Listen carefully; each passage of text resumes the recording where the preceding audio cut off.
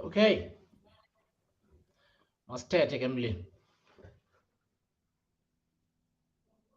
Hayi mame.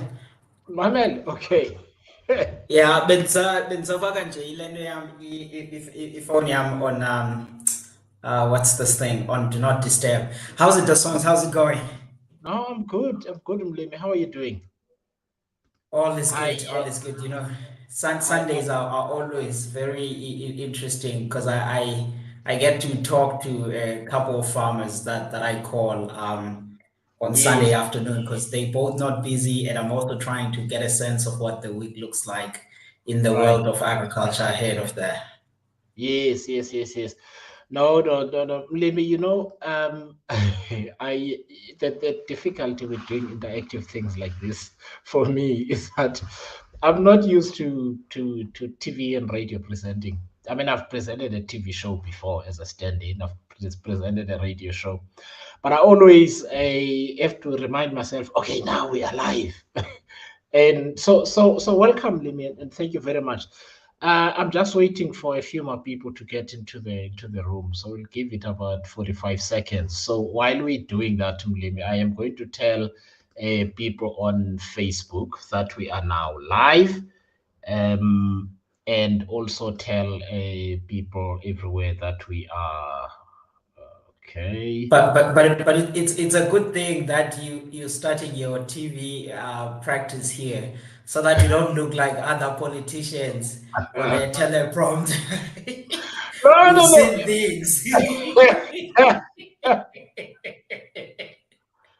Anyway, Mlimi, so good afternoon to everyone at home. It's winter, and the sun sets fairly early these days, so it does feel a little bit like late night time. But Mlimi, let's get into it.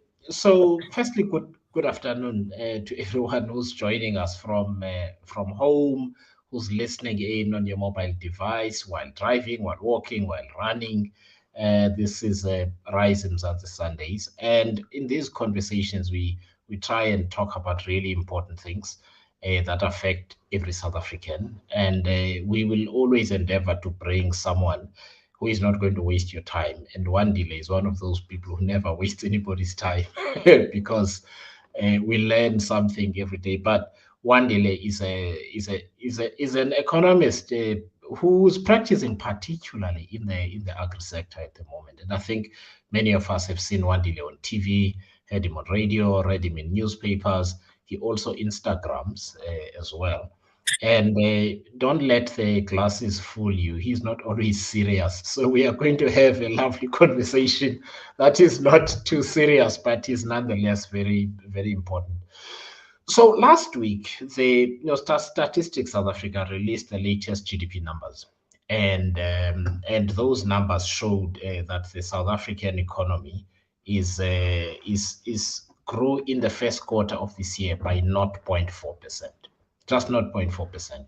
So to give you a sense of how far we are off the target, when the National Development Plan was released in President Jacob Zuma's first term, and the NDP is a really good piece of work in the sense that it had a diagnostic report that said what is wrong, and then there was a plan itself.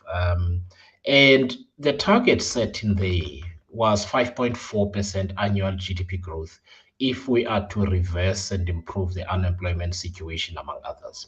So when you see 0.4%, you worry. It's obviously not the annual figure yet, but I'm also worried because the South African Reserve Bank at the end of May released its Monetary Policy Committee statement. So the Reserve Bank has a Monetary Policy Committee, and those are the powerful people who deliberate for 2 days. I think it is one day, it is 2 days, a 2 day or 3 day long meeting. It's 3 days. They deliberate Mm. for 3 days and eventually vote on where South Africa's interest rates should be set, at least the bank's own lending rate to commercial banks, who then affect the rest of us. And so in the MPC statement, they always do an analysis of the economy and what they think is working and is not working. And then they offer a projection. And the projection they've offered is just 1%, I think it is, for the full year, Mlimi, or thereabouts, but it's certainly lower than 2%. It's less than 1%. I think they have It's like less, it's 0.3. 0.9%, right? I Yeah. think it's 1.9% for the year, for instance. Yeah, I thought it was closer to 1%. And there are several reasons they've offered, but two particularly stand out. They've said load shedding is a very significant constraint on the South African economy, and they think about 2 percentage points will be attributable to the impact of load shedding during the course of this year. They also mentioned logistics as another reason. Now, that says to me, as a layperson who follows the economy closely and economics closely, it looks like the things we need to solve lie elsewhere, not in your usual economic policy instruments. For instance, where, for instance, Minister Ibrahim Patel and the National Treasury would have an impact on what happens. Not that they're not important, but it's clear to me that we kind of need to start looking elsewhere and fix those things so that we can unlock the growth in the economy. Now, one of the sectors that dropped significantly in the first quarter was the agri sector. Now, during the course of this conversation, Wandile and I will traverse many different topics related to that, whether it is the food industry in general, or just primary agriculture, and so on, so that we can get a sense of how the different sectors intersect with one another. So we've decided that this topic, in consultation with Wandile, should not just be about agriculture. It should actually be about the broader sense about food production, food security, and also the ability of all of these related sectors to to produce the kind of GDP economic activity that contributes in a significant way to our economy, create jobs, trade opportunities. We're going to talk about that one day too. So, Wandile Mhlobam, thank you very much for joining us again.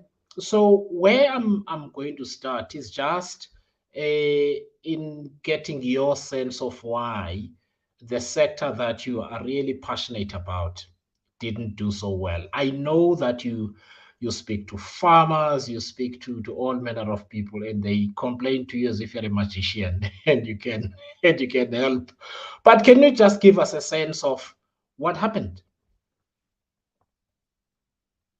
Sure. I mean, look, you are right that when one looks at the South African economy in the first quarter of this year, it was a disappointing number. I know there were people who wanted to celebrate the numbers, and I think on that they should read Azaya Mhlanga's column on Friday on Business Day. It's online. If you go to Business Day website, he had a nice piece there where he summed up the broader macroeconomic issues. Perhaps maybe we'll tweet it during the course of this Yeah, I'm conversation. gonna look And for it. I'll, Yeah, yeah, and I would ask people that they read that piece because it's very important. But I think for the agricultural sector in general, I mean, many people probably heard me or saw me tweet about how the sector is doing well, good rainfall and everything else. And the numbers that came up were somewhat as a surprise to some. But I think there's about four important issues here that right, underpinned the performance in the first quarter. The right, first one, of course, it relates to the point that you mentioned that we're still facing a bit of logistical challenges in South Africa. A number of interventions are being made between the agricultural sector, private sector players, and Transnet and government to say, how do we play around that? But I think the tail end difficulties are still there, and we saw them weighing on activity in the tape grape industry in the Western Cape at the start of the year. That's the one factor. The second issue is that the South African summer crop season, by summer crop now, I mean like maize, soybean, sunflower, and all of those things. right, We start planting generally around about October each year. If someone, right, let's say you're driving from Polokwane down to East London, you drive down by N1. On the eastern side of the N1, we would typically plant between the 15th of October and the 15th of November. right, To the western side of the N1, we would plant between 15th of November to 15th of October. This time right, around, it was so wet that a number of folks actually couldn't work their land, and they had to plant in both sides their crop Yes. late by a month or two. And I think Right. that, of course, then means that the fortunes that would have typically been calculated in the first quarter of this year, you will see them falling in the second Right. half quarter of the year. That's the second factor. The Right. third one, very quickly, it's also the fact that we have animal diseases in South Africa that we talk about. And it's Right. not unique to us, but across the world. We have what we call foot and mouth disease, which typically Right. affects the cattle industry.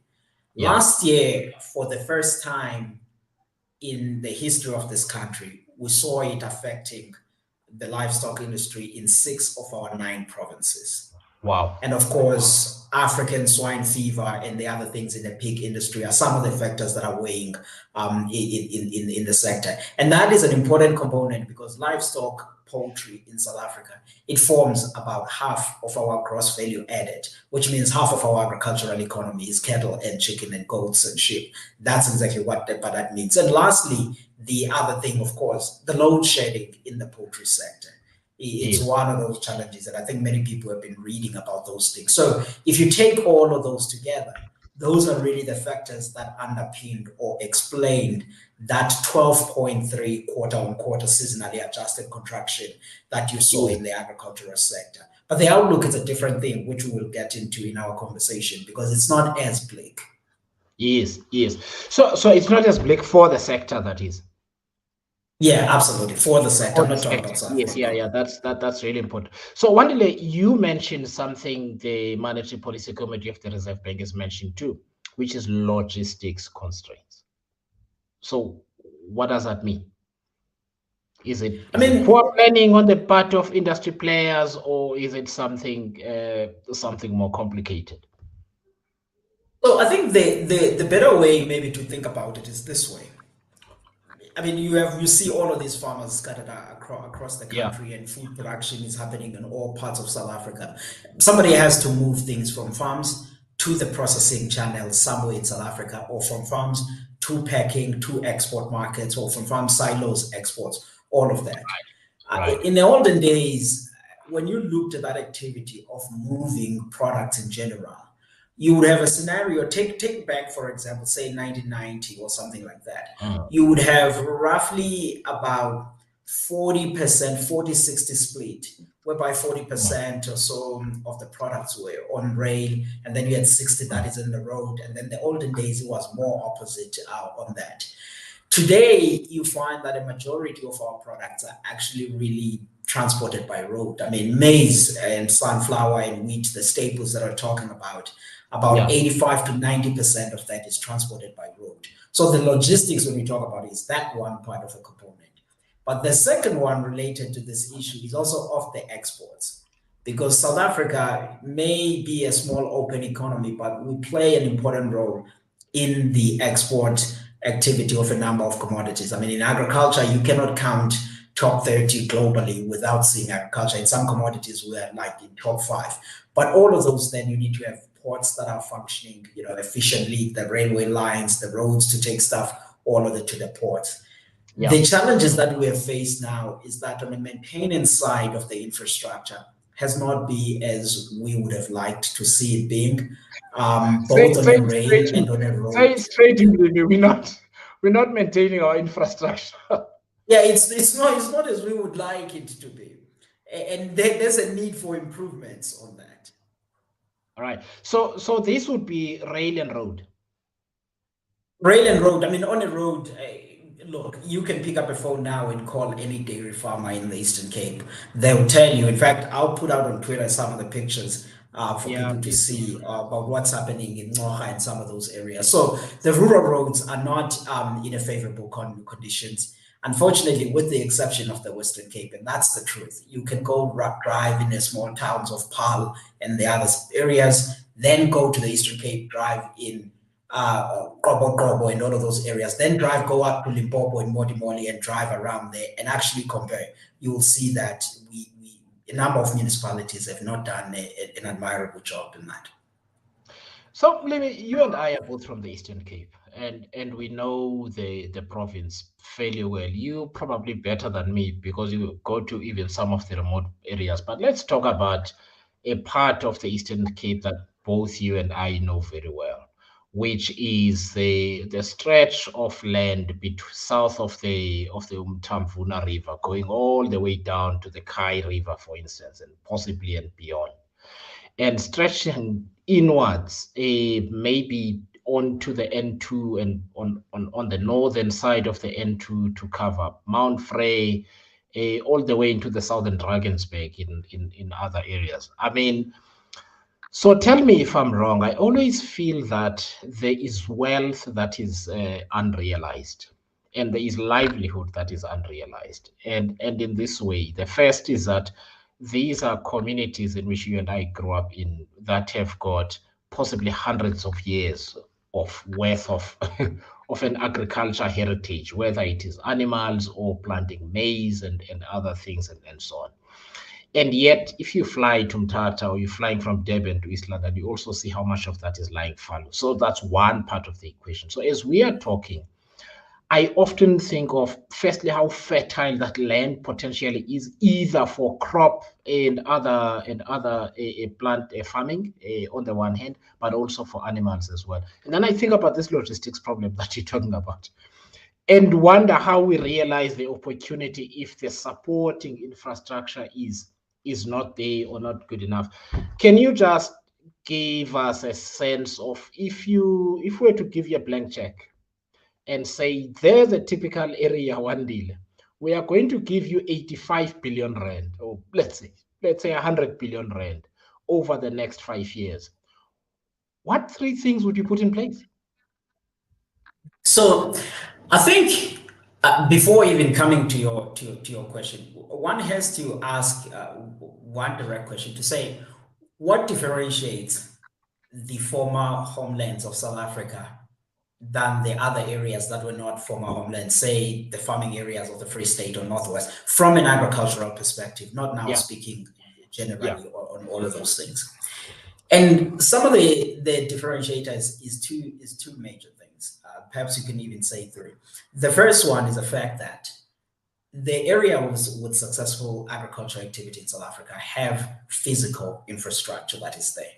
Either right, it's silos, it's roads, it's packet houses, and all of those. And those things are essential for even improving the land value of those right, areas because there is infrastructure now that suddenly makes that commercially right, viable. right, And the second one is on a point, of course, that we were discussing now to say the roads and the railway networks then that are there to support whatever economic activity that would happen there.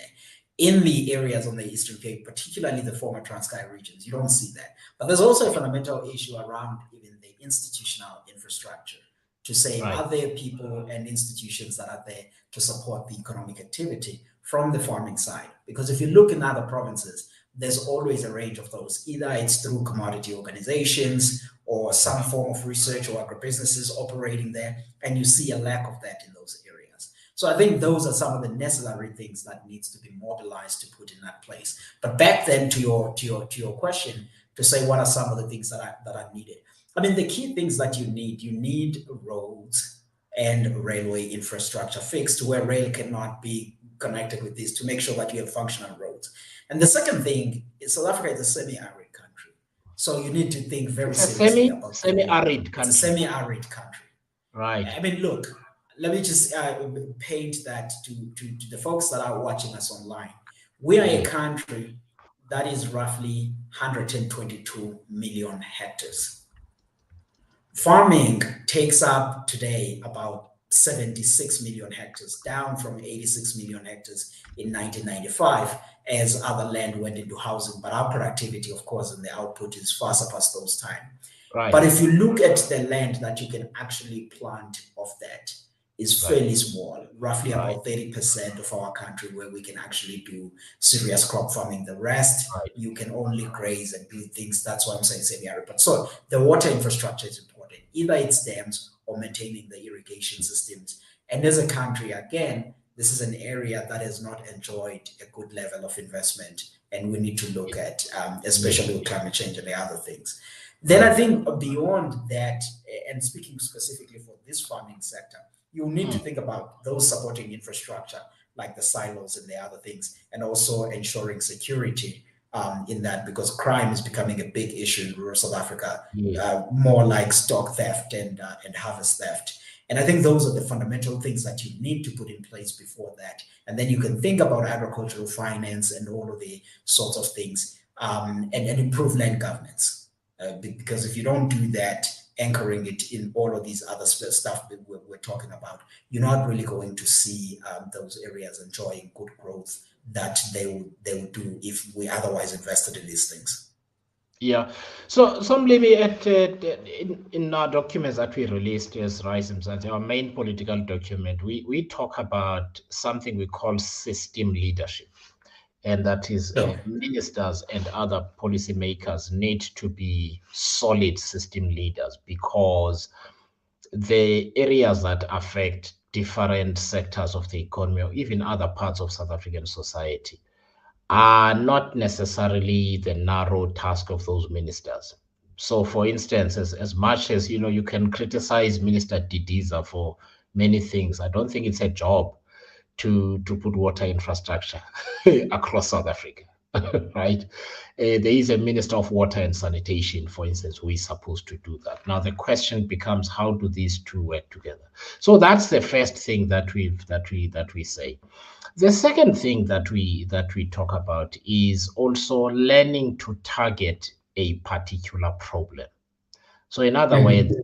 when you say, oh, rural development, like there are so many things and themes within that it can become a very elastic concept where it's like a thousand things. But what particular problem are we trying to solve? And one of the things we take for granted, Mlimi, is the importance of being able to produce our own food. Now, I need you to explain something that conflicts me sometimes, because you will, in your capacity as an economist, and we'll talk about this just now, talk about the contribution of the agri sector to trade. In other words, we are able to provide other parts of the world with the things that we produce here in South Africa, right? Whether it is meat and so on. At the same time, I wonder, so what is the state of food security in South Africa, right? One of the things that's escalating is hunger in families, and also for individuals, which obviously from a human rights perspective is a very serious matter. So I've often felt that you can kill two birds with one stone. One, you provide all of this infrastructure. It helps the agri sector, whether you're irrigating crops or you're providing water for animals and that sort of thing, right? That's one thing.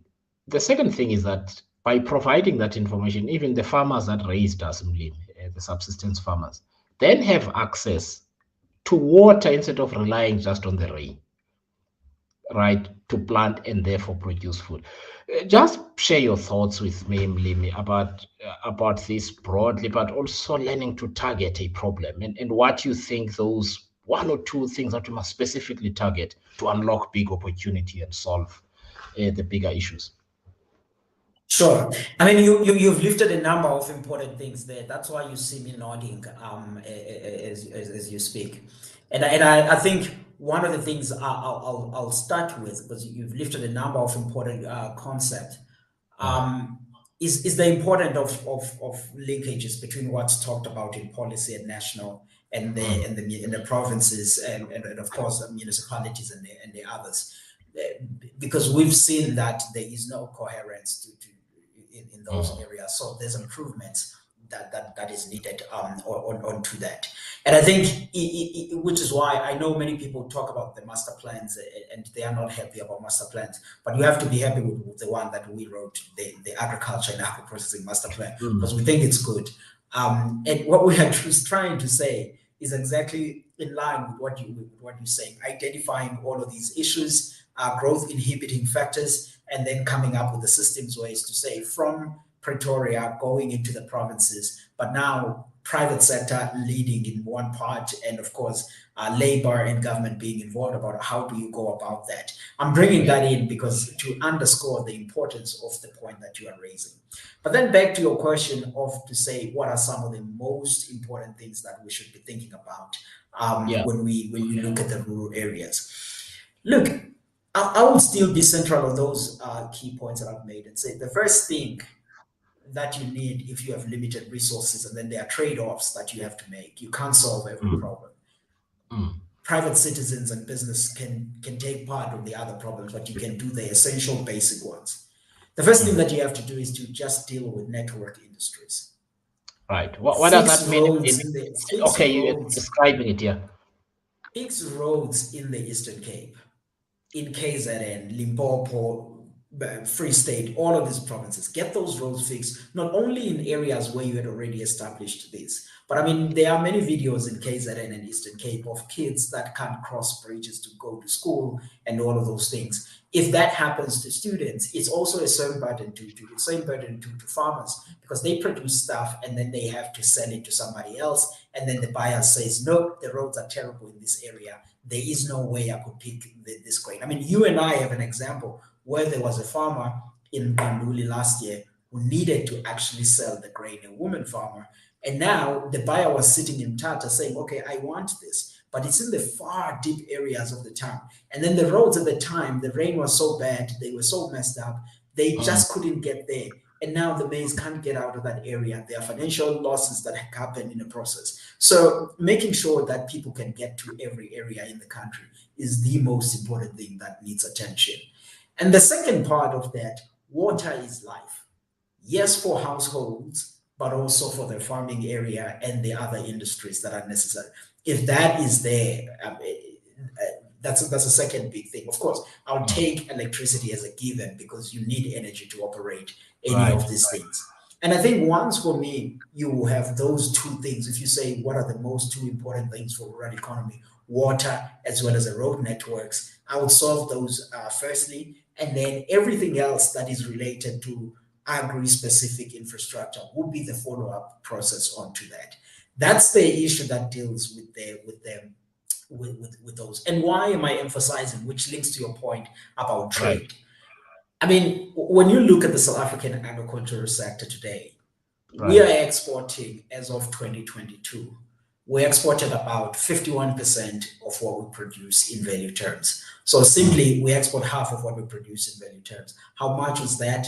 That was $12.8 billion. Wow. So 40% you to the multiply African that by continent. 19, there are 19.4 thereabout. Yeah. And then that is about 40% is to the African continent. We had 20% to the Euro area, 4% to the UK, and then about 25% to the Middle East and Asia. So those are the markets at which we're sending some of this stuff. What is in that basket that we send out? A Right. large proportion of that is fruits, wine, maize, and we progressively see beef also joining into that basket. We need that $12.8 billion of revenue that we earn for the exports for a number of things. Firstly, your question about what does agriculture mean to general South African exports. Yeah. It's a big proportion of about 8% of our overall exports is the Right. agriculture, food, and agri-processing side. So it's an important part, and you have to have then those foreign earnings that you get in the sector. But farmers are not just making only money here in this equation. As Right. South Africa, we also spend a lot of money buying inputs. The Right. inputs that we buy for the farming differ. Take, for example, fertilizer, which we need to actually Right. get the good yields. South Africa imports 80% of its annual fertilizer consumption of 2 million tons.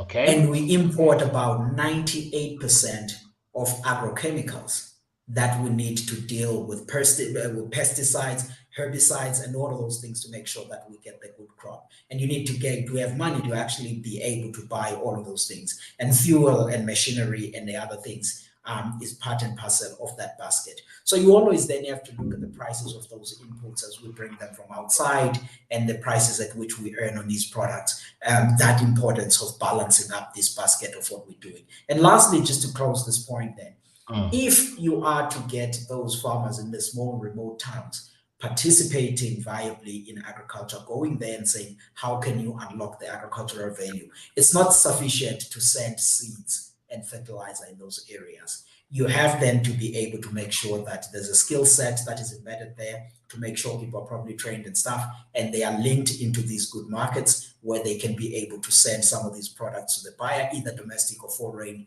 depending on the quality as well as the volume and all of those things. But all of that will only happen if those roads are working better, and in fact the export continue, so that prices remain at viable levels for farmers to be able to continue with their activity. There's all of those interplays that we have to appreciate, even though they seem as if they are far, for sustainability of the rural economy. So let me. So I mean, you. So basically, you saying that let us make sure that there is water available everywhere. Ideally, it's everywhere, basically, right? So firstly, make sure every community has proper pipe water. Firstly, that Yeah. helps you solve the human need on the one hand. That helps you solve the human need in that we get drinking water and so on, but also we can then off that source of water, also use it for agriculture. That's one type of thing we need to do. The second thing is sort out the roads, whether it is provincial roads or local roads, even gravel roads. Make sure they're well maintained and people and cars and so on can get to and from those. And where there are big opportunities, we also need to make sure there's rail infrastructure. That rail infrastructure can both be used commercially in terms of being used by farmers and so on, but it can also be used by people to travel from point A to point B. So what I'm reading you to say, Mlima, sorry, the last one is you spoke about knowledge and skills, because you have spoken about knowledge asymmetry for me, especially for Black communities and Black farmers, where they simply don't know enough. They don't have enough information and enough knowledge to produce at the same level. I mean, even before you talk about money and all of these kind of things, just the access to the knowledge and the information is not there. And so we train people, we make sure they know what they do, what they're doing or what to do. And when they do it well. And so what you're saying to me, if we sort out those very basic things, we might start unlocking some opportunity. Now, I'm going to go on to the questions just now, but I do have one last question to ask Mlimi. So I grew up in Mqanduli, right? We did both. And people who grow up or live in rural areas, like me, I have a house in my village. Uh, you two things, Mlimi. There's spatial planning for me, right? The land on which I used to herd cattle and look after sheep has shrunk by 60, 70%. So when I thought of starting to buy sheep, because a man who's working, who's got a home like me, has to have animals and so on, and I don't buy sheep for rituals that we need to do and family functions. A friend of mine, Koli Sanokoyo, I'm actually gonna have her on. Koli Sanokoyo is a ngumlimi, a proper one, not like you. She's a vet. Well, yeah, she's a vet. I farm on a spreadsheet. She's a vet.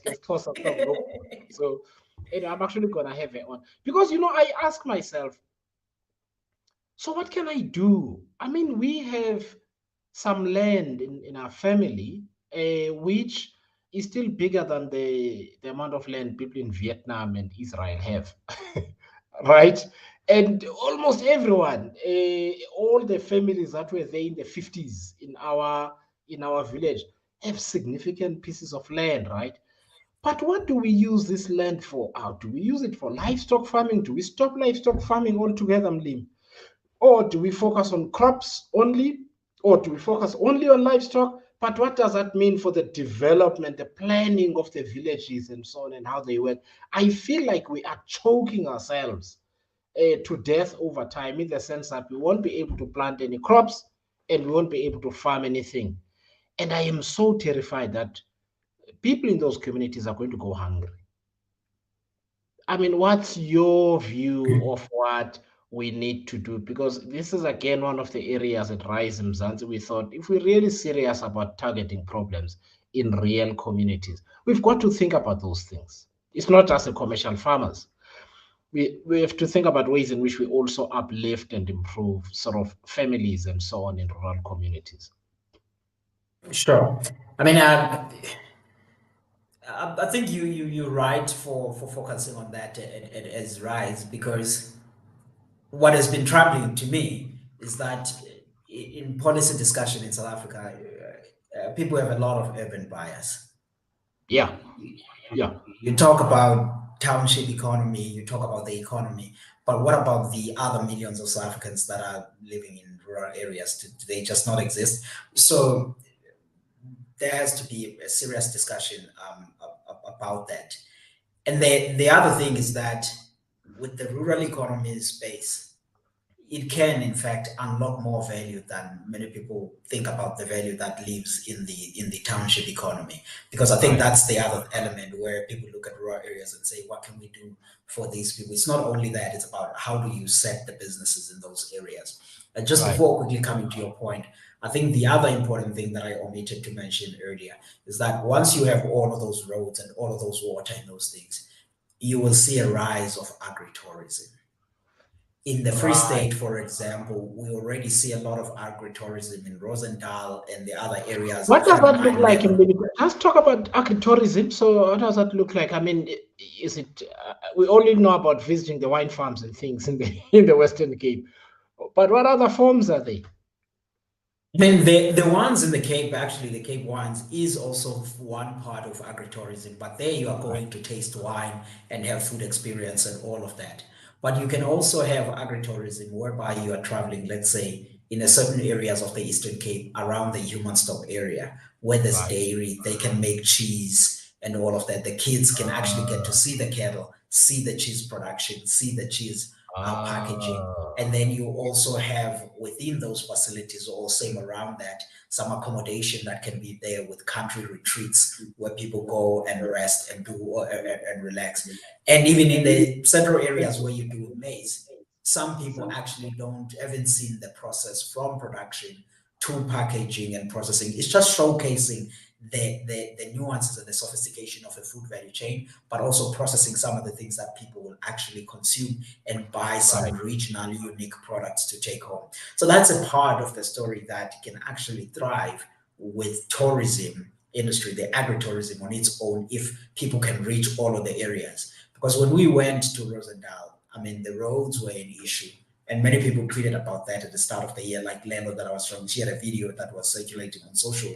But those are some of the things that we needed to deal with. But then back to the economic conditions and what can be done in those rural economies, and the issue of land competition with housing. I mean, that speaks in part to the numbers I shared at the start. I made a point that we're a country of about 122 million hectares. right. You look back in 1994, we were planting about 86 million of that was agriculture, not planting, some grazing and all of that. Today, that number has dropped to around about 76 million hectares. As we speak, it's probably down from the 76 million hectares because that's a number that is dated by a year or two ago. So there is that issue.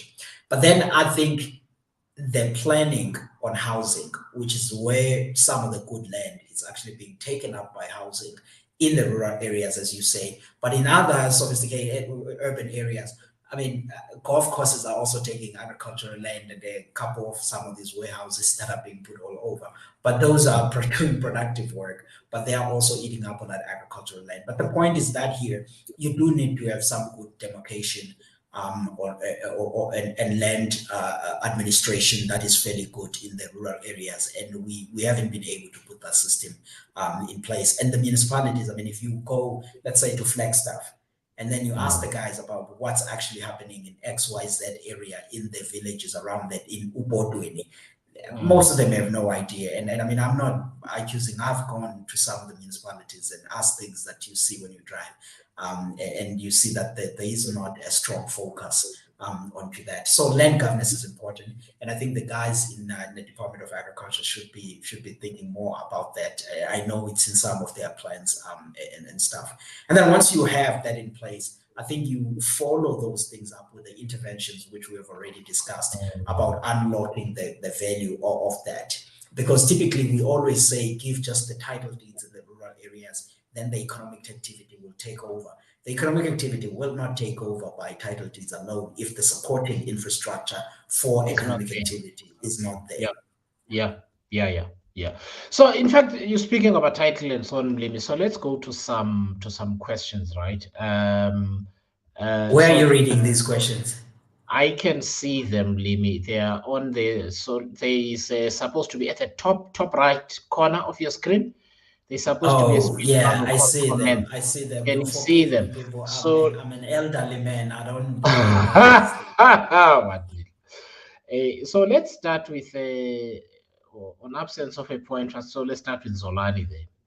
An example is Sure. Clove in Lichtenberg. It doesn't look like it was a red light strong enough for infrastructure investment countrywide. I think he's making the point that we were making earlier on, that we really have to focus on your network industries. And you know, towards the end of this conversation, we'll talk about the terminology that all of us use, which people don't understand so easily. Let's go to Tebogo there. He's asking, you know, how should we be thinking about land justice? And how should we approach it to achieve good outcomes holistically, right? Because there is a, I mean, in the context of South Africa, Mlimi, as you know, there is a whole land restitution, land distribution. Okay, let me wait for one deal. I hope his house is not on fire there, or there's no tremor. Oh, yes, yes, yes, yes, yes, exactly. Show it, show it, show it. Zolani, I wasn't being unprofessional in leaving the Shamelessly, move it conversation. a little I bit was further. leaving so that I can Move give back, you the move back answer. The answer is a this little bit book. to your right or to your left. Just swing it one way. This Yeah, is a fine. book, Zolani. Finding common ground. I'll just put it out on Twitter. But Yeah, that's please do. the answer. I will retweet it. But anyway, Mlimi, just give us the essence of what you're proposing, because the question that Debza is asking is really important, because you know we kind of need to get over the politics of drama and so on, which everybody engages in, right? You talk about land justice, people say, "Oh, you haters," and you talk about in other instances land justice. It's a zero-sum game, and the best answers usually lie in the middle, as you know, which is sit down, think carefully about what problem you're trying to solve and solve it. For people that need homes, make sure they've got land for homes. For people that want to produce crops for themselves, make sure you provide for that. For people that want to farm commercially and so on. Anyway, let me just let's get your perspectives on what Deboho is asking there. Yeah, I mean, look, of course, I'm walking up and pacing up and down to get the book. As we keep this as an informal conversation, but you're raising an important point, and one cannot sum it up in one question, because you are asking about now the land reform question about what we should be doing. And my thinking is that when you think about land reform in South Africa, you should always appreciate that you are dealing with about two problems. Right. You have the restorative justice question, which then deals with all of the injustices of the past. Right. But at the same time, looking at South Africa today, you have the economic progress question. Right. That you have to make sure that as you improve the participation of Black farmers and Black people in their agriculture primary and also along the value chain, you do not trade off one of these with the other, but you try to play a balancing act, which is where then the issue of saying what models can we apply today to make sure that the land reform is not as disastrous. For example, I mean, in a book and elsewhere in some of the things that I've written, I made the point that the proposition about expropriation without compensation were perhaps misguided. We needed to think with the better ways about how to deal with land reform, which in the book, the Finding Common Ground, we've tried to deal with some of those points. If you reach out to Songes, or if you haven't read the book, we will gladly send you the copy of that. But it deals basically with the methods about our thinking of saying what are some of the things that can be done to accelerate land Can you reform just give in us South one Africa. as illustrative?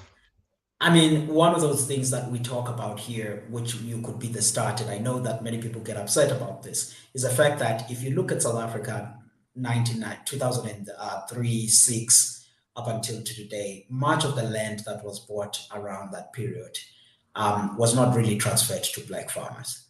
They got 5 or 30-year leases that they're operating on, and they are deeply frustrated about that. Where you could start, and when you look at the size of that land, it's about 2 million hectares or so that is arable, and you can push that envelope and get to about 4 million hectares that is actually sitting in the state hands today, which is on the agricultural related stuff. 2 million hectares that is being audited may look to someone like a small plot of land, but if you consider it in perspective, think about our summer crops in South Africa today: your maize, soybean, sunflower, peanuts, sorghum, and all of that. We're planting that in about 4.3 million hectares in South Africa. So when we talk about 2 million hectares in total, all of the stuff that we do, we're only just doing it on that. And then when you think about the 2 million hectares, then it talks about the almost half of that. What should be done about it? Release that to the black beneficiaries with tradable leases or the title deeds. Make sure that you do that, but then pay attention on your beneficiary selection criteria. Make sure that you select people right. You put them in incubation houses, programs that they do that, and the follow-up support is great. And then there is our financing, which the Land Bank and the department are already doing something on blended finance, but you can enlarge that and make sure that there's pot of money there. There are ideas about land reform fund, at which capital can be pulled from all kinds of sources, and then you can use that capital to actually go and purchase some of the land in the market and bring it in. As to the price that you pay for that land, it's a different conversation. One of the scholars in this area, Tembeka Ngaitobi, makes the point that we shouldn't be buying land at a market price. You can think about it all kinds of interesting way about how to buy that land in the market. You can think about his argument and see how you go around that particular question. So there's a range of things at which you can improve the land supply without actually going to expropriate, without compensation. And there's a starting point at which you can start with even today onto that. And I know that Minister Tedeza is contemplating about some of this, because I've had a conversation with her about some of these things, and it's an important question that Teboho is raising on this point. But the book carries some of this. I won't do justice. No, absolutely, Mlemi. So let's. I mean, you've spoken about water quite a bit, and there is, I think it's either regulations or legislation mooted about BE requirements before people can get access to integrated water use licenses. And there's been a conversation, and I think which we must all consider very carefully, because it is important. Is there an issue around access to water? Are there smaller farmers that are not able to access water for their purposes? Smaller, black or white? But I guess it would be particularly black as well, given our historical patterns, that are not able to access water because there are structural inequalities within how water gets distributed and so on. I'm asking this because we do need to talk shortly about, in the remaining 15 minutes or so, we do need to talk about the choices that we need to make about what we produce and what's more water intensive and what's not, and where do you best do what. But can you just give us your understanding of the lay of the land in this water issue, which is going to become very contentious? Yeah, look, because we have something that we'll be publishing on this stuff, I'm only just going to say the necessary. And right after saying that, link with the second point that Teboho is making there, which is very important, about the urban hunger and how to deal with desperation that is in the township. Because in South Africa today, we live in a very difficult situation where we have over 6 million South Africans that are in just deep hunger. I'm not talking about not having balanced diet, but really not having anything to do. On the issue of water, I think the first thing that anybody have to appreciate is that these things are in draft. Right. So they are not final regulations that are there. When they are in I get that, Mlemi. No, I'm not saying it to you, but I'm reflecting broadly now from what I was reading also on social media. Because the idea that I got from many people was that the sky is falling. But these legislation are in draft format. If they are in draft format and they've been coming for a long period, and I'm not defending water affairs here, they've been coming for a long period. But many South Africans are right to be agitated by them and then start to say what needs to Mm, happen, which is why right. then we have to put the proposals at hand. As they are, and the requirements are a bit difficult because in South Africa, you have a number of family farms. And the number of farms in South Africa are actually not making that much money. And let me just give you a percentage of this because we're saying a number, it can be anything. About half of the farms in South Africa, they actually have a turnover that is less than R1 million. The number of farming units as of 2017 survey in South Africa, there are about 42,000 farming units. So Wandile, so we So let's say that state slowly. About half the farms in South in South Africa Africa, make a total revenue of less than 1 million rand a year. yes. Okay, all right. And then there was And the farming units in the country, it's about 42,000 right. of them.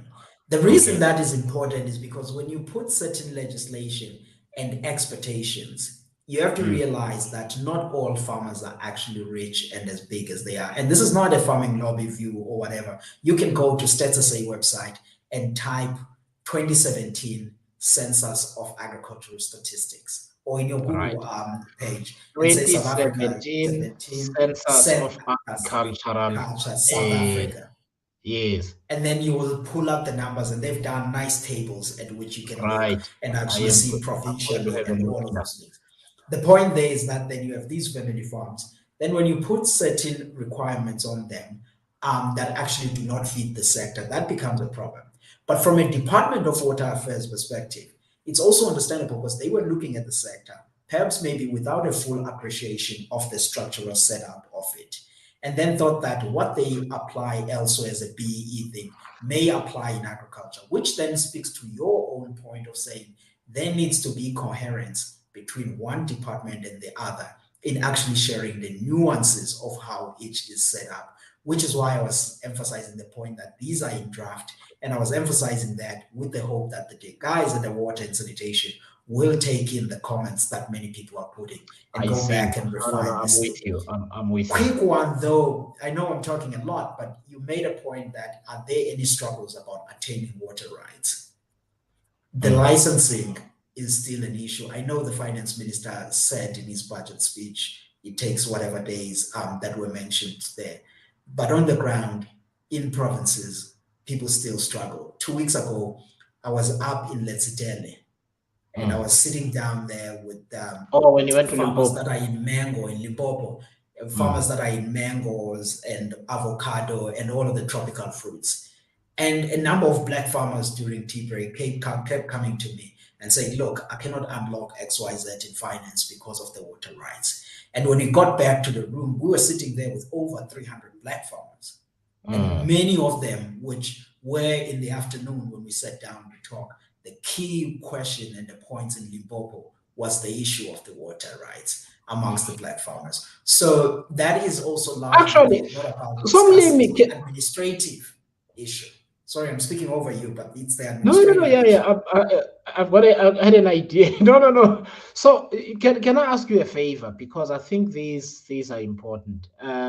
That over the next maybe few weeks, let's say 6 or 7 weeks, one thing I can undertake to do is to actually go and meet some of those farmers Sure. because yeah, because people in sectors start have struggles that they fight on their own. So I know this water license issue from mining, right, where you Sure. wait for an integrated water use license for years.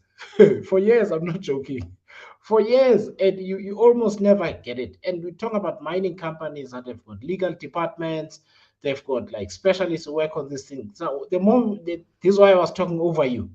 The moment you talk about a black farmer, I'm thinking, that person doesn't have a legal department and all of these people to to process all of these things for them. They've got to be out on the field, they've got to be filling in documents, they've got to be going to the offices and so on.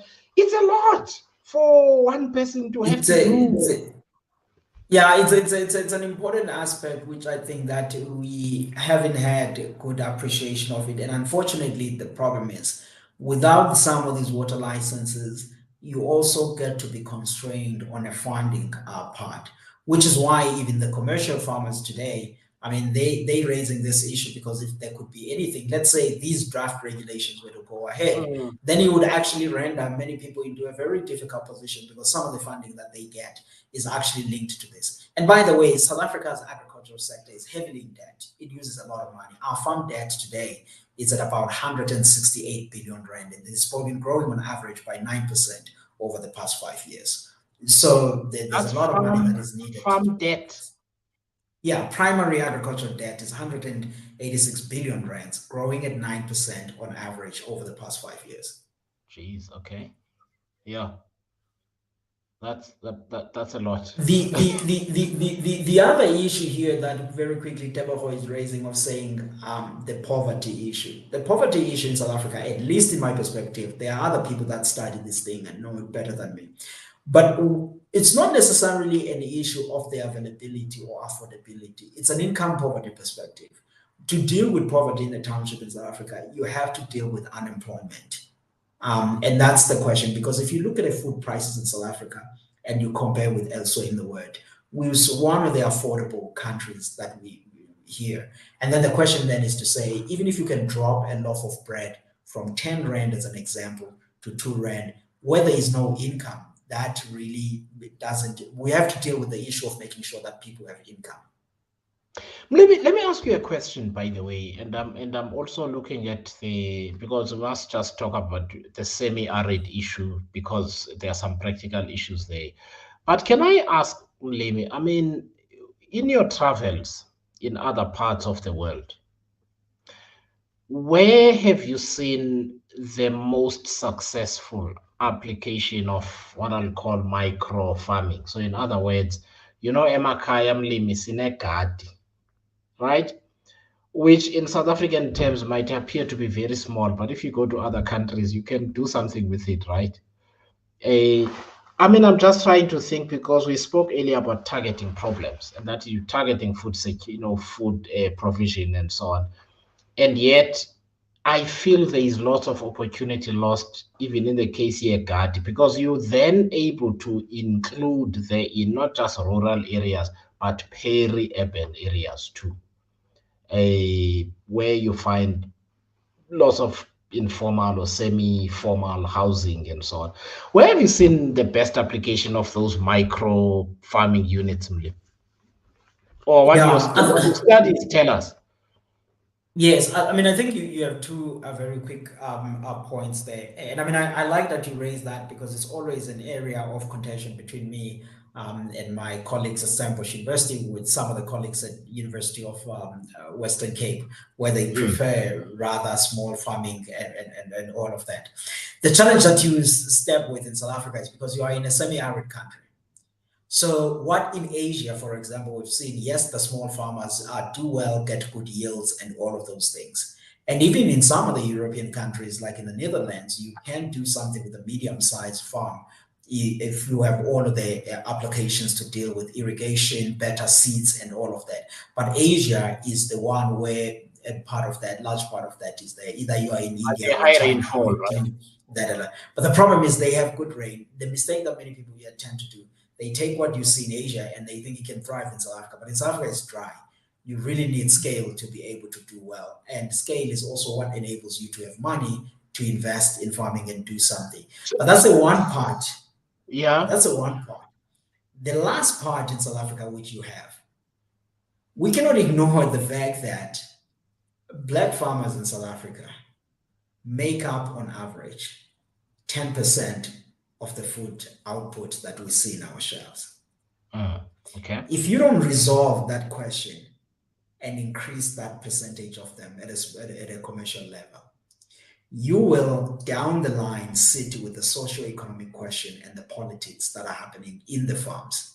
Mm, So mm, you do not want a situation where there's that skewness. Therefore, that means that you have to be deliberate on saying, I need large scale black farmers producing mm. something to push up that percentage while at the same time solving issues. But Rise's focus on gardening is very important to deal with household food security. Yeah, that's what I mean. So when you're targeting food, so I mean, Mlimi, we I mean, I see Biggs is in this conversation, and he's also a budding farmer, a stock farmer in out in Flagstaff.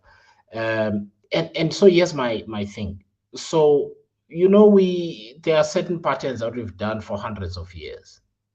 So we plant in October, right? And then we till and so on and all of these things in December, and then end, right? And then come June, July, when we harvest. After that, we do bukis, right? Which is you just let the kettle go in there, and right. Okay. So these things are ingrained in the traditions and the mores of what we do. But I have often wondered what could be possible. In fact, let me tell you a sad story, because I think also there was lack of sort of appreciation. So my village is near the source, the aquifer that supplies that where the river, Mgomanzi River, goes all the way to join the Mtata River. Ah, Basically like 70, 80 kilometers away. That that aquifer is sitting right in front of my mother's house. Okay? In front of my mother's house. And in front, to the left, is my late uncle Kezwana and so on. But honestly, there's water there. Okay, just about 200 meters down was the first of our land that we used for farming maize. The only thing we ever planted there was maize. And with the expansion of the village and so on, of course, that's the first piece that was basically given away that we sold, right? And I'm sitting here today thinking, no, man. Come on. I actually can't believe we gave that away, right? There is even a dam there, and the source of the water of the dam is bubbling from underneath. But that's the Wow. one we gave away. Mlimi. All the Masimis around there are now settled with homes. They're right near the water source, right? Zolani Makosogeka, right, who's on this, knows this area. We both come from there. His own home is not far, is literally about 700 meters from this aquifer. He's on here. So now I ask myself, in my village, I mean, there's a lost opportunity now, and yet people still have igadi there. And I'm thinking, there's a lot we can do for food security, right? But people are potentially not doing well in terms of food security. So that's why I asked the question. I asked the questions about spatial planning in rural areas, about just saying, guys, please don't build here. This is your food source.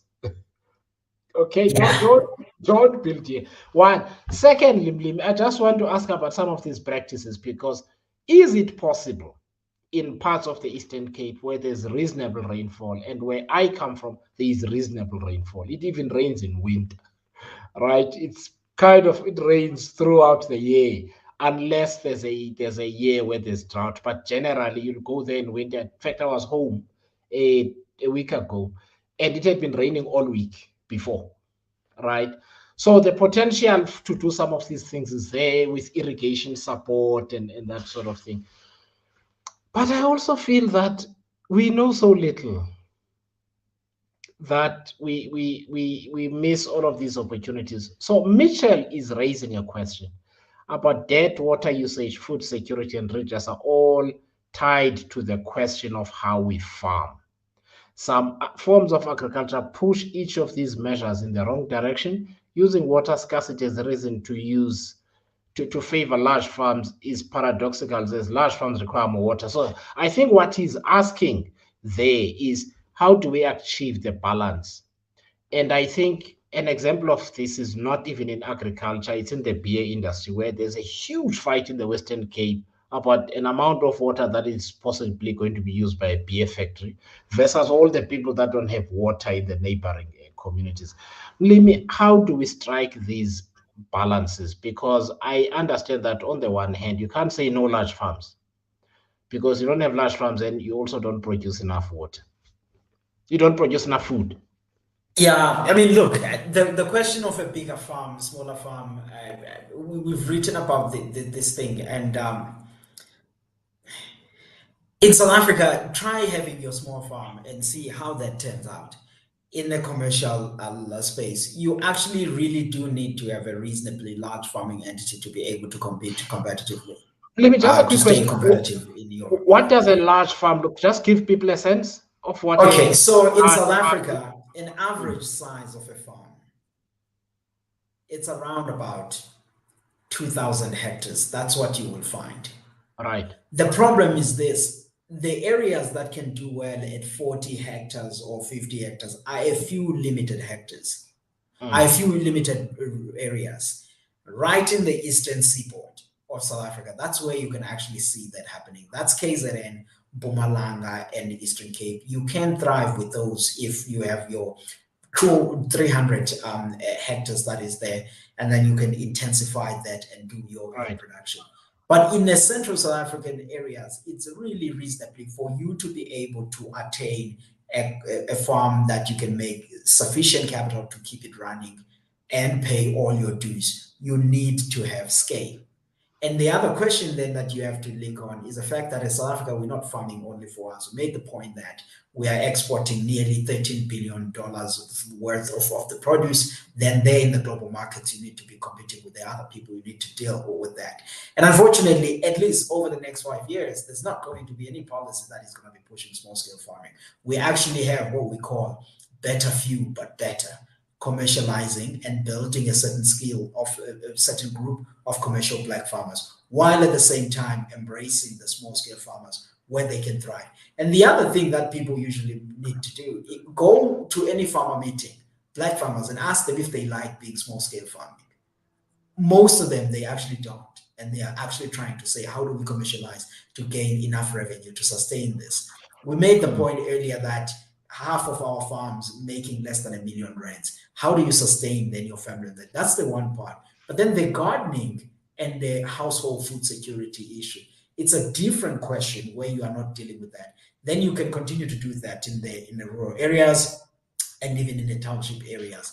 But as countries urbanize, you also need to make sure that you're producing a lot at a commercial scale to feed the urbanizing To population. feed the urban Yeah, population. Yeah, yeah, yeah. No, no, no. yeah, I get you. I get you, Mlimi. So, I mean, we're going towards a close now. I never like to keep everyone on here more than we yeah. should. But so what you're saying to me, just to interpret, is that okay? South Africa is actually, this scene is complicated. There is general land reform, right? And for me, let me describe land reform. General land reform doesn't even have to involve the land restitution issues. It's like, what population do we have? What economic patterns do we have? What social and migration patterns we have, and that sort of thing. And how do we need to think about land planning and land usage and that sort of thing? So that's at a bigger, much bigger level. Then you've got the issues of redress, which is, do you give people the same piece of land that they used to own, on which there might now be an entire village and that sort of thing, and so on? So we've got to answer those questions about how do we deal with those legacy issues. Then there is a question of the spatial planning, rural spatial planning, where we're very clear about what kind of food production, whether it is for own consumption or it is for commercial purposes, what is the most sustainable way to do it, right? So that the people who want to produce food to feed themselves and their families get adequate support to do that, so that we reduce the hunger problem. And then you are also saying that we also need to recognize a hi Andrew. Andrew is asking about co-ops, and that is the last question we're going to answer. It's Uh, good. Andrew is right. yeah, right. So we'll talk about co-ops just now. Thank you, Andrew. So what we're also saying is that, look, a lot of people live in apartments, live in all sorts of places, right? And let us say for now, and we're gonna talk about the housing problem one day on this conversation. But basically, we need to recognize that there are people whose living conditions are such that they're never gonna produce their own food. They need to go to Pick and Pay or wherever and buy the food. That food needs to be produced on a massive scale, because if we don't do it on a massive scale, we're going to have a problem. We're importing food and there's food inflation with exchange rates and that sort of thing. So I'm understanding you to be saying we need to understand what problem we are solving, Yeah, and not people don't no get one to size have big fit all farms here. for fun. It's also about how do you sustain this business and actually make sure that you can compete, but you can also be able to deliver the goods, the produce that is needed. And in Yeah, South Africa, unfortunately, you cannot compare South Africa with some of the countries because of these climate challenges that we are in. And let me just make a point, because we talk about big farms in defense of mm. water rights. Major farms in South Africa, they are in maize and in livestock, and they do not irrigate. We only irrigate about 20% of our maize, 15% of our soybeans, and 30% of our sugar. That's the large scale farming part. The 100% irrigation that happens in South Africa, the average farm, you will find it's 300 hectares. It's very small. Fruits and vegetable farms are not big. And that's what you see in Limpopo, you see in the Western Cape, Mm. all of those, and then Mm. you see in Mpumalanga, in the high veld, in the mountains. Those are not big. The large farms that we're talking about are actually rain fed, which is why many people like us, and this is a point I'm making in Business Day on Wednesday, we get so worried when there's El Nino and the other things, because we actually get to be at risk because we are not irrigating a large part of our produce.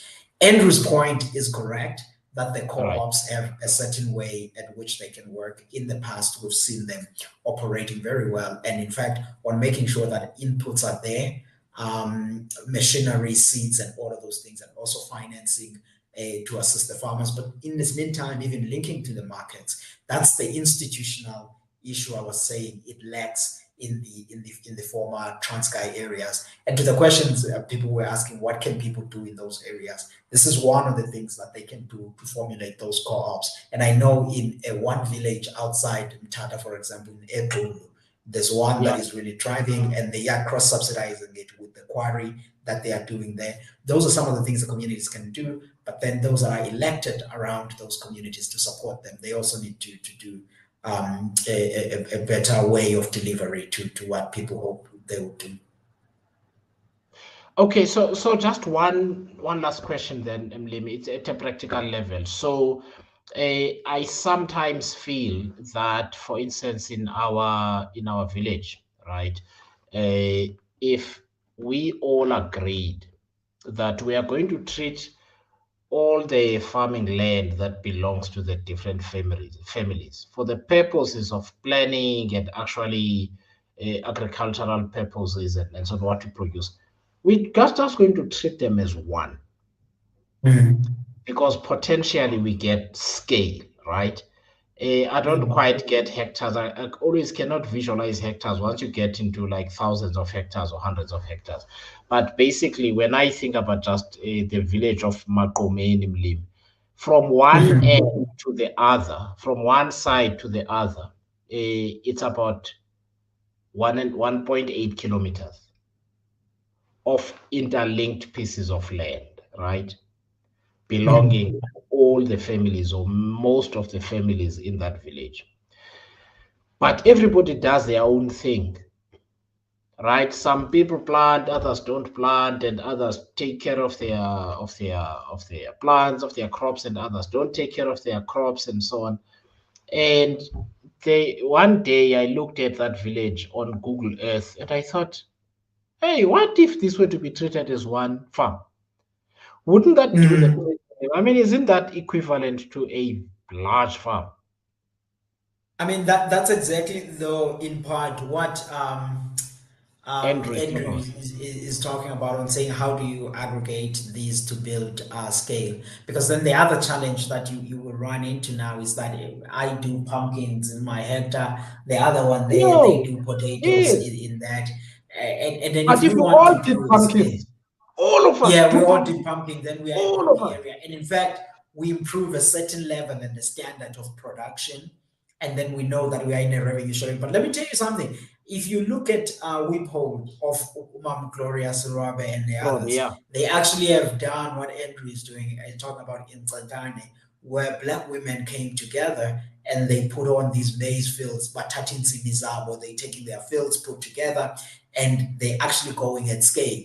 That's something you can do with various commodities, but the community leaders there, they need to come to the party, the chiefs and Induna and everybody working with those entrepreneurs to deliver that. Yeah, now some limit. Listen, we're gonna have to close it here, but firstly to thank you and everyone who's joined us, but also just in terms of the things that we need to do. I think my lesson from this conversation is that you can't focus on one thing, right? So you can't focus on one thing and hope to solve everything. You have to focus on three, four interrelated issues in order to unlock the opportunity. First of all, and that means, as you were speaking earlier, make sure there are roads, make sure there's water, make sure there is like all of this kind of thing, so that you begin to give yourself a chance at at this food production thing. So that is one example. The second thing is that we it's the area of leadership, and that is the ability to go to a rural community, interact with the chiefs and all the villagers, and say, we all need to plant pumpkin. There is a shortage of pumpkins globally. This area of ours, actually, this analysis of the soil says that we can produce lots of pumpkins. Yeah, I'm just making an example now. We can produce lots of, Sure. and pumpkins takes so much to grow, so we can actually grow two crops in a year, right?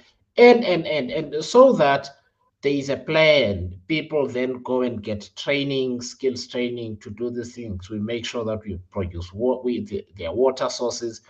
The water is competitively priced in cases where people have to pay for the water and that sort of thing. All of that is actually a factor of, in my view, Mlin, it's a factor of leadership.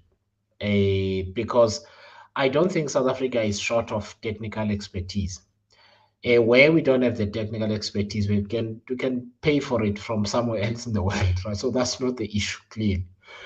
The issue for me is the vision and the willingness to bring people together to get these things done. There are some very contentious issues. We never got to talk about the environment because I think it's really important. One of the things that annoy me, and we'll have a bigger conversation with a few other people one day, is how, in the context even of the ESCOM coal and no coal issue, people just want to throw the baby out with the bathwater on climate change, to pretend that it doesn't exist, that we can just carry on as before because the Chinese are also building a coal power station. So climate change doesn't exist. And yet, you and I know farmers sometimes get decimated by floods. And we're not even talking about the guys who can afford insurance and so on. We're talking about your small farmers that you're talking about, under 1 million rand, all the way to subsistence farming. People can lose their homes and so on. That's a dimension of this conversation limit that we're gonna talk about on another day. I'll give you a break for a while and then bring you back. But I wanted to say, offer some final thoughts on limit, because we've got to have some hope here about where you've seen some good things happening, where despite all the odds, right? There are people who are getting it right, and maybe we can learn from them and start getting the rest of the country right. So, as a parting shot, share some good news for us, Mlin. Don't look up like that because you're worrying me. I'm like beginning to think about, oh, where's the good news? No.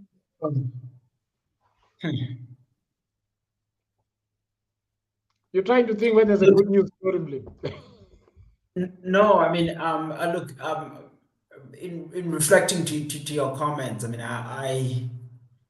of course, I mean, people know I advise ministers and presidents, so I have no comments No, you don't have to. You on don't have to comment on that but but part. but but in a closing, what I would say, people, is this. and we'll have a conversation with because one of the people that is touched about some points that I've made here is Mitchell Black, who is not in favor with how I think about farming. That we making it big scale and stuff. It's a different ecological conversation that we can have in a different time. But what I will close with in here is to thank the folks, of course, for their comments and thoughts and patience to listen to these conversations and their inputs. When we think about South Africa's agriculture, two messages that I think people could think about. The first one, that the numbers that came up last week showing a 12.3% quarter on quarter contraction in a sector is just a temporary blip, that 12.3. When we're looking for the whole year, as the Agricultural Business Chamber now, we forecast a 3% growth in the agricultural sector this year. The next 3 quarters will show a bit of a balance. There's a good crop that is on the ground. It's been very costly to bring it with load shedding for some farmers. Some have benefited from a range of interventions that have been made by government, private sector, ESCOM, but we have a good crop and we have good supplies over the foreseeable future of food in the country. Secondly, we expect even food prices in South Africa, which many people were talking about, to moderate in the second half of the year. We expect inflation to average at somewhere around about 9% from about 9.5% last year. Other people are looking at the numbers that are much far higher than that. And the inflation story is not unique to South Africa. It's been a global issue driven by droughts in South America. We see war in Russia, Ukraine, of course, is part and parcel of that, but China buying a lot of commodities. So it's been a worldwide issue, and the energy intensity in the food production is something that we always have to be thinking about. Lastly, with all of these news put together, when you think about agriculture in South Africa, this is a sector that still has great potential for growth. We have these millions of hectares that I was talking about, over 2 million hectares that could come into production. And if it comes successfully, you are sitting in a sector that can add between 10 to 15% on top of its current value today. Wow. And it can create 1 million jobs that the late great Mohammed Quran and the others talked about in 2012 in the NDP. Is still a possibility within agriculture and agro-processing, value addition. That's where we need to be focusing a lot onto that. So let's all have that conversation at some day, as well as the land use conversations that are beyond, because today we pulled a lot of strings from various directions of agriculture, but we'll hone in into one particular matter the next time. But thanks for everyone's comments and for your time to listen to what we had to say. Blimi, thank you very much. I thank you for taking your Sunday to do this. I noticed that coincidentally we're both wearing black tops. We didn't share a memo between us. I was just hoping that No, you're not wearing something striped because it looks terrible on the on camera. But thanks very much everyone for joining us in this conversation. I think I mean, for me, my closing is that we need to get into the habit of trying to solve the basics, being faithful to data and what information is telling us, and tailoring our solutions that we have for South Africa around a clear empirical information that can be proven, because sentiments are a very powerful thing. And sometimes we can misdirect ourselves because we have very strong sentiments in either way, right? And the issue that Wandile was talking about earlier on about, so I agree we have to focus on townships, but you also have to think about where the rest of South Africa lives, which is in peri-urban and rural areas as well, and make sure that you understand the problems and the challenges in those communities and you solve them. Otherwise, we also continue to create these asymmetries where some areas are well provided for and get a lot of attention, and other areas are neglected and so on. And we keep replicating these socio-economic problems. And one of the things that Rise Mzansi is really committed to doing is is very human-centered policymaking, where we deal with the difficult issues very faithfully. And sometimes we arrive at imperfect solutions, understanding that it is the best thing we can do at the moment. But we are always striving to study the data and look for new opportunities to do better all the time. And that's really what we have to try and do faithfully on behalf of the South African people. Finally, on Wednesday, we will have the first of our policy hybrid events. There'll be some people in the room. We're doing it in the capital. Please look out for on Rise Mzansi's social media ecosystems. There are only 60 seats. When I checked this morning, 20 people had RSVP'd, and we only issued the invitation. In fact, I checked yesterday, not this morning. 20 people had already RSVP'd to attend physically. More had said they are going to attend. So if you are interested, please, we're going to issue the invitation online on our social media channels. Please click on that link, indicate that you are coming. There are only 60 seats, like I said. Once we get through that 60, then you cannot get into the room because it is not big enough. We don't have the kind of money that enables us to accommodate 120 people yet. So 60 seats, 20 have already been taken. There are 40 seats left. It's on Wednesday. It's likely to fly tomorrow on Monday. Follow Rise Mzansi on Twitter, on Facebook, and on TikTok. The link will be on there. We'll talk about our policy approach in general, and then after that, we will start tackling various things. Wandile, thank you very much, my friend. Thank you very much, my friend. I shall be talking to you again.